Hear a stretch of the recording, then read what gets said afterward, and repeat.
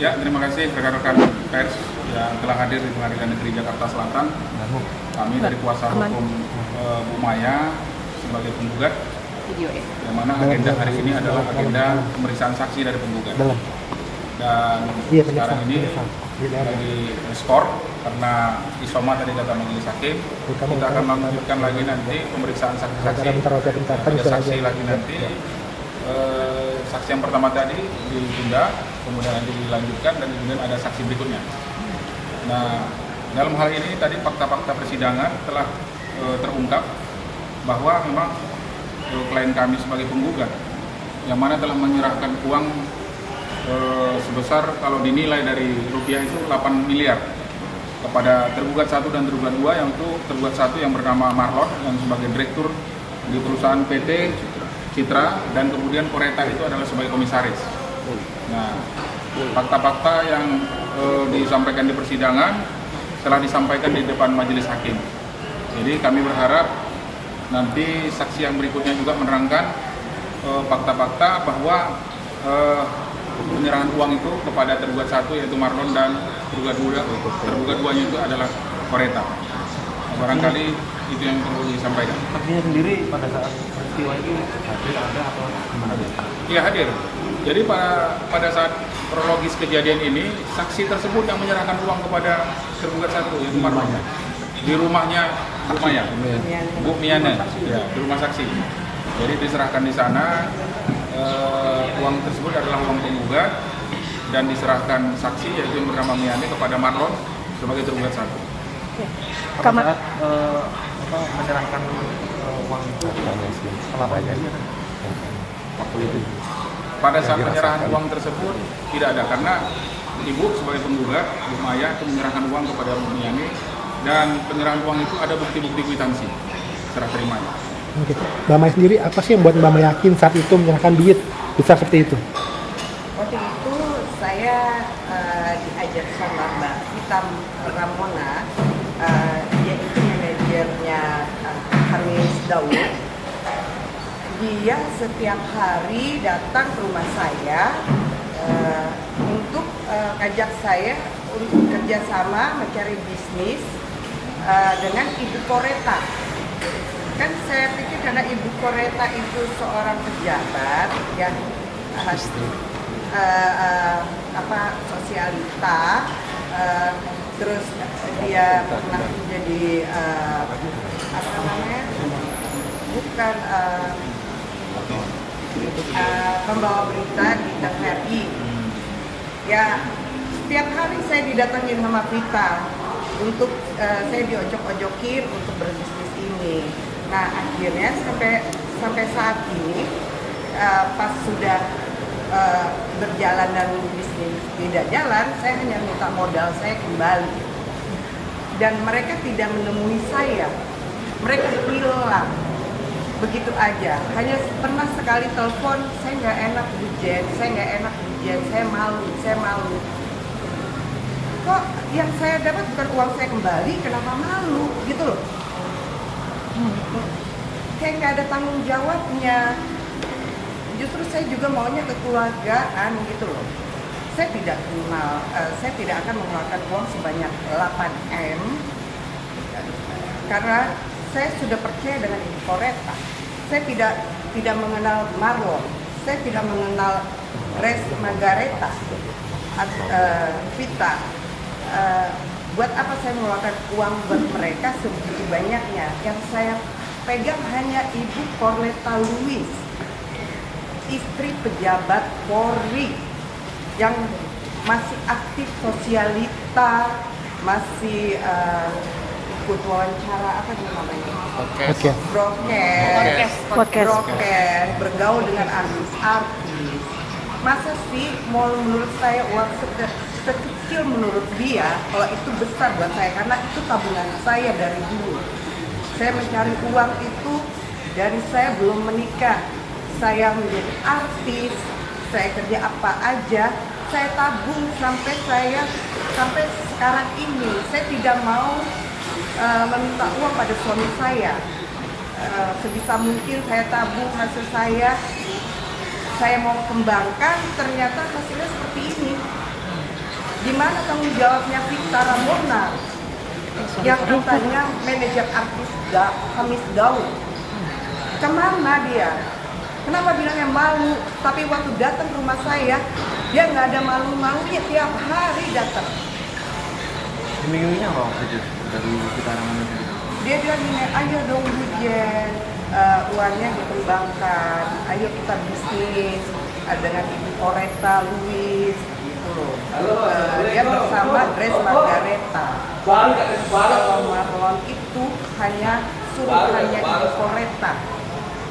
Sebagai di perusahaan itu dia sebagai direktur. Secara garis besarnya itu komisarisnya Ibu Coretta Louis yang mantan pejabat Mabes Polri. Kita sudah kekeluargaan, sudah menghadap suaminya, tapi suaminya sudah tidak ada jawaban. Gitu Pak? Waktu itu Mbak Vita sendiri menjelaskan uangnya nanti untuk detail gitu. Iya, Bujen, kalau bisa uangnya dikembangin. Waktu itu saya lagi susah. Saya mau cari bisnis atau apa ya, karena Mbak Vita datang dan menjual, menawarkan bisnis dengan Ibu Coretta Louis. Ya, saya mau aja gitu loh. Beliau bukan orang sembarangan. Bisnisnya apa? Pengadaan di Mabes Polri. Di Mabes Polri dia bilang gitu. Ya karena suaminya mantan pejabat polisi, ya jadi saya percaya aja yang besar. Kak, ini kan kasus sudah cukup lama ya, gitu kan. Ini akhirnya baru berkembang lagi sekarang gitu. Emang dari dulu dengan sampai sekarang dari pihak sana tidak menggubris panggilan ini atau hanya ya udah cuek aja atau menghilang atau seperti apa, Bang? Kak. Baik, terima kasih rekan-rekan pers. Jadi kita sudah melakukan upaya-upaya, ya. Kita sudah somasi 3 kali, Coretta dan Marlon. Namun 3 somasi itu satu pun tidak pernah dijawab mereka. Dan bahkan tim kita sudah menemui suami Bu Coretta, yaitu Bapak Irjen Pol Abdul Ghafur dan Maijen TNI dan mantan dan Puspom TNI Pak Edi Rate sudah datang ke rumah mereka. Karena suami beliau adalah Akpol 84. Ya kan? Dan kemudian yang datang ini adalah tim kita yang juga lawyer sekarang, angkatan 86, jadi merasa ini abangnya, kalau nanti berkembang kan ini malu. Nah, pada saat itu suami Coretta itu, tapi Coretta pada saat itu tidak ada dulu, yang ada adalah suaminya, dan suaminya berjanji 2 minggu akan memanggil Bu Coretta dengan Marlon, yaitu timnya. Tapi kami tunggu 2 minggu juga tidak ada kabar. Jadi sehingga kita lakukan gugatan. Kita daftarkan gugatan di Pengadilan Negeri Jakarta Selatan ini dan ada mediasi yang diberikan oleh hakim selama 30 hari. Namun penggugat yaitu klien kami ini Ibu Maya hadir kooperatif pada saat hadir mediasi. Tapi pihak tergugat baik Marlon maupun Coretta tidak pernah hadir sama sekali. Jadi tidak menghargai apa yang kita lakukan gugatan di Pengadilan Negeri. Berarti sudah beberapa kali mangkir ya begitu ya Bang ya? Sudah beberapa kali. Oke, berarti kan ini terkesan seperti pihak sana lari dari tanggung jawab gitu? Iya, kalau kami menilai begitu. Kalau memang betul bertanggung jawab, datang dong. Kita kan sudah lakukan somasi secara hukum. Kami sebagai kuasa hukum Bu Maya, kemudian juga sudah mediasi. Pada saat mediasi juga hakim mediator menyatakan, ya kan, ini kan sudah dilakukan gugatan. Ya, bayar atau tidak? Begitu kata hakim mediator. Tapi mereka tidak bisa memberikan jawaban. Begitu. Kalau jadwal dari bidang sendiri akan menghadirkan tergugat langsung? Ya, kalau tergugat kan diwakili oleh kuasa hukum. Jadi saat ini itu adalah saksi-saksi dari penggugat. Dan kita juga nanti akan menghadirkan ahli, saksi ahli ya tentang ahli perdata. Nah, nanti apakah mereka menghadirkan saksi itu urusan mereka. Tapi yang jelasnya pada saat ini adalah jadwalnya saksi daripada penggugat. Kalau dari kerugian kan 8, tapi kan ini kan kerugiannya kan ada ya.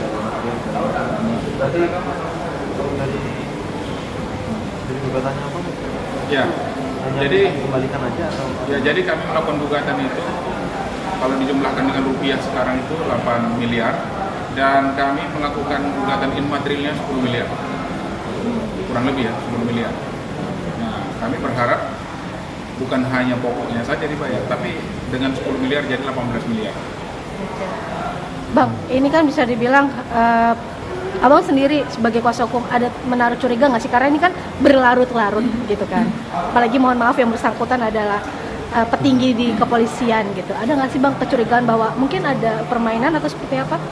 Kalau itu kami tidak bisa ranah itu menduga-duga karena kami pengacara orang hukum, kami hanya pasti-pasti saja. Mungkin Mbak Maya sendiri apa harapannya? Harapan saya tidak mau. Saya mau uang saya, modal saya itu butuh apa yang saya berikan bisa kembali lagi. Emang kalau sudah tidak ada perlindungan ya nggak apa-apa, tapi modal saya baru. Karena kalau saya itu udah hampir jalan 4 tahun, kalau saya putarkan lagi, saya bisa lebih dari itu gitu loh. Ini kenapa? Mereka berbisnis yang lain, tidak ada saya, mereka tidak membalikan uang saya, tapi uang saya dipakai buat bisnis mereka dengan alasan yang muter-muter gitu loh, yang nggak masuk di akal. Makanya saya menyebut bapak-bapak lawyer ini. Oke. Bang, agenda selanjutnya kalau memang ini kan lagi saksi ya, gitu kan. Nah setelah saksi ini nanti ada agenda selanjutnya seperti apa bang? Ya itu setelah saksi ini kita akan mendengarkan saksi ahli. Setelah itu nanti agendanya saksi dari mereka. Oke. Apa abang apakah pihak sana akan datang sekiranya bang karena kan 2 minggu lagi kemungkinan kan seperti itu. Apakah pihak sana akan? Kalau itu kita nggak tahu mereka menghadirkan saksi mereka atau tidak. Okay. Tapi yang jelasnya persidangan ini berjalan sesuai dengan jadwal yang sudah ditentukan oleh majelis hakim. Nah, bang tadi cukup menarik pas di ruang sidang dari pihak seberang sedikit kurang setuju saat dibacakan bukti yang berupa chat. Nah, menurut abang sendiri sebagai lawyer tanggapannya seperti apa? Kalau keberatan dari pihak mereka itu sah-sah saja. Karena kita juga bisa keberatan ketika memang itu tidak sesuai dengan kita. Tapi bukti yang dibacakan oleh saksi tadi sudah kami jadikan alat bukti di persidangan dan kami serahkan kepada hakim di surat. Dan sudah sah, sudah disahkan oleh majelis hakim. Ya, kita mau sidang lagi. Oke, baik. Ya. Kalau peristiwanya sendiri itu tepatnya kapan? Yang penjelasan kamu?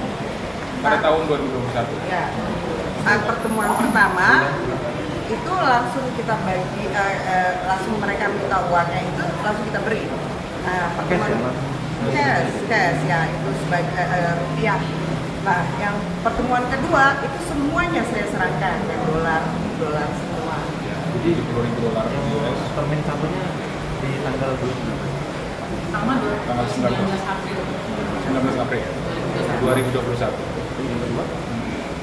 Kedua itu Seminggu sebelum. Ya, nanti persidangan nanti mungkin bisa diikuti teman-teman pers supaya langsung didengarkan. Oke. Itu majelis hakim sudah masuk. Oke, siap. Terima kasih bang. Kita banyak. Oke, makasih.